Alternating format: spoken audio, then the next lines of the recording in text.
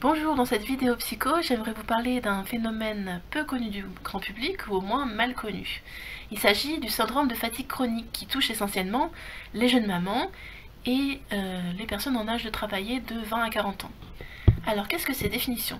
Le syndrome de fatigue chronique, SFC, également connu sous le nom d'encéphalomyélite myalgique, désigne un état de fatigue répété et récurrent qui, même après le repos, ne disparaît pas. Ce syndrome a été identifié dans les pays anglo-saxons au milieu des années 1980, là où les causes de cette maladie ne seraient pas officiellement reconnues. Pourtant, on a toute une liste de symptômes. Je vais vous les énumérer. Alors, quels sont les symptômes qui peuvent dire que vous êtes atteint du syndrome de fatigue chronique? Tout d'abord, une fatigue persistante non expliquée qui dure plus de 6 mois, 3 mois pour les enfants. Une fatigue récente ou à début précis, donc elle a débuté à un moment précis de votre vie. Cette fatigue n'est pas liée à un exercice physique ou mental intense. La fatigue s'accentue après un effort physique ou mental modéré, étant à persister plus de 24 heures. Un sommeil non réparateur. La fatigue persiste même après des temps de repos. Une baisse des performances scolaires, professionnelles, sportives, etc. Une réduction ou un abandon des activités. Des douleurs musculaires inexpliquées, assez similaires aux douleurs causées par la fibromyalgie. Accompagnées souvent de maux de tête importants et inhabituels, des migraines donc. Des problèmes neurologiques ou cognitifs, de la confusion, des pertes de mémoire à court terme, une difficulté à se concentrer, de la désorientation, des difficultés à faire la mise au point visuelle, une hypersensibilité au bruit et à la lumière, etc. Des manifestations du système nerveux autonome, difficulté à rester en position verticale, debout, assis ou en marchant, chute de pression en se levant, impression d'étourdissement, pâleur extrême, nausées, syndrome de l'intestin irritable, besoin fréquent d'uriner, des palpitations, une arythmie cardiaque, etc.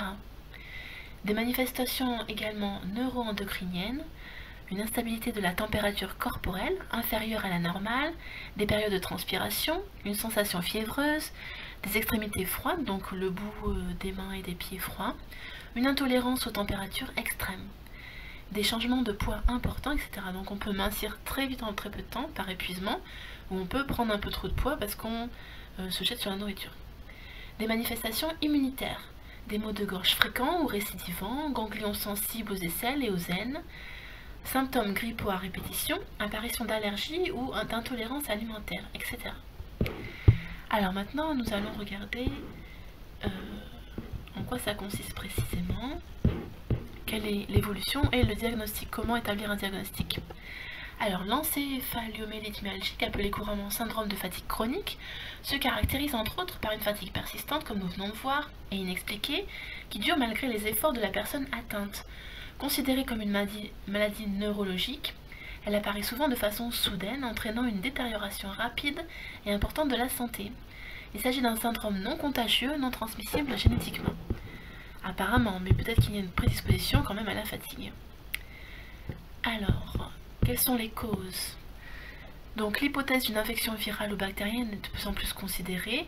Également, une mauvaise hygiène de vie ou une période particulièrement épuisante, comme comme la naissance d'un bébé. Quelle est l'évolution? Le syndrome de fatigue chronique évolue de manière variable. Ces manifestations les plus aiguës durent en général 2 ans et peuvent revenir de manière cyclique. Mais en principe, quand on reprend une activité physique régulière, même 1 heure par semaine de cours ou de sport en salle, ça suffit à bien se remettre dans les rails et à déjouer la fatigue. Au niveau diagnostic, les équipes médicales demandent à une personne atteinte d'une fatigue extrême et chronique de se soumettre à de nombreux tests médicaux. Également, on ne doit pas non plus confondre le syndrome de fatigue chronique avec la dépression. Contrairement à la personne déprimée qui ne trouve plaisir à rien, le fatigué chronique apprécie les bonheurs de la vie, mais il s'épuise rapidement, ce qui entraîne des frustrations et un sentiment d'emprisonnement. Alors, donc les diagnostics du syndrome de fatigue chronique ne peut être fait que si les symptômes de fatigue chronique, de fatigue après l'effort, de troubles du sommeil et de douleurs significatives soient présents. Donc voilà, on a fait un tour global. Alors au niveau des traitements médicaux, la cause de ce syndrome n'étant pas connue avec entière certitude, il n'existe pas de traitement spécifique au syndrome de fatigue chronique, dont l'efficacité ait été clairement démontrée. Cependant, comme le traitement n'est pas spécifique, de nombreuses approches sont intéressantes pour viser à diminuer le plus possible l'épuisement des maladies. Suivre des règles d'hygiène et de santé de diététique, rééducation musculaire très lente, ou moyenne, disons, le fait d'aller faire un peu de sport, un peu de natation, rechercher et soigner les foyers d'infection, les dents, les sinus, parce que les petites infections peuvent épuiser.